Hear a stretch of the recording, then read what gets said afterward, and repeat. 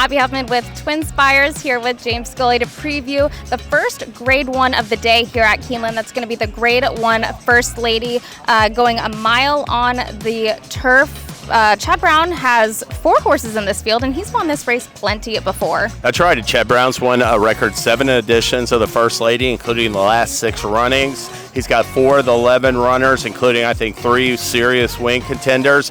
This race has produced runners for both the mile and the Breeders' Cup Filly and Mare Turf. The last 2 horses to win a Breeders' Cup race out of the First Lady, Uni in 2019 and Tepid in 2015, both won the Breeders' Cup Mile. The last Filly and Mare Turf runner, Day at the Spa in 2014, led Wire to Wire in the First Lady and Wire to Wire in the Filly and Mare Turf at Santa Anita. We'll start off with the Chad Brown trio, or a trio that I am more interested in. I'll say the first one is number 4, Gina Romantica. She won this race last year. She's put in 3 really close finishes in her races this summer, has 2 wins over this course. That's the first that we'll talk about for Chad Brown. Yeah, for sure. I mean, a big-time horse for the course. Won the Queen Elizabeth 2 years ago, Gina Romantica. After she won the First Lady last year, she ran a big 4th in the Breeders' Cup Mile, had a chance in the stretch, to challenge, and I thought it was a good effort. Came back this year. Her in the Diana 2 starts back. That race had no pace. White Beam just walked the dog out there, so I thought that was a really good third. Little underwhelming finishing second last time, but her affinity for Keeneland makes her a win contender, Gina Romantica. Chili Flag might be one of my favorites of this trio. She is looking to rebound in this race from her 9th place run in the Grade 1 Diana last time out. She's cutting back to a mile. She has the best speed figures at this distance. I really like Chili Flag. I think she could rebound today, and Tyler Gaffleone gets them out. Absolutely. I think that non-furlong distance compromised her as well as the pace. She's an off-the-pace runner. Chili Flag, she had reeled off 3 straight stakes wins prior to the Diana last time, and that just a game on the Belmont Stakes undercard at Saratoga. That was a real strong performance. I think she's in with a serious chance today with Tyler Gaffleone.